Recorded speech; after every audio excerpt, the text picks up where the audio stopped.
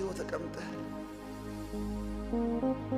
ኮብራህን ሰው እየነዳልህ አንተ ከኋላ በር እያስከፈትክ አዲስ አበባ መቀየር አትችልም።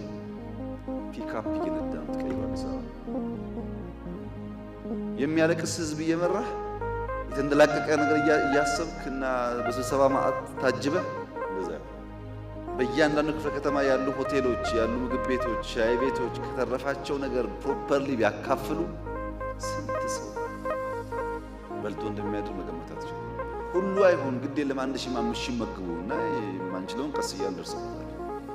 በእናንተ ክፍለ ከተማ ማዕድ ማጋራት ካልቸር ይሁን ልክ ህፃናት እንደመገባችሁት ማለት ነው።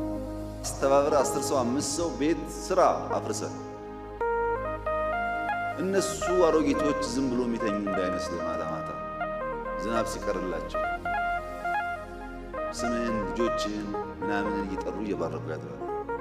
እሱን ሳታደርግ ስለ ሃይዌይ ብናወራ ስለ ምናምን ብናወራ ምን ዋጋ አለው? የድሃ ቤት አፍርስና ስራ በጀቱ አይበቃም። ለምነ ስራ አስተባብረ ስራ። አሁን እዚህ ያለ ካቢኔ 20 ሰው 30 ሰው እያንዳንዳችን 5 ከሰራን 50 ቤት ሰራን። 10 ከሆነ ደግሞ በጣም ብዙ ቤት እንሰራለን። እንደዚህ እያደረግን ሰው ወደ ስራ እያስገባን እየለመነ የችግረኞችን ነገር ይፈታ ከሆነ ያ ሲሰበሰብ የአዲስ አበባ ችግር ይፈታል።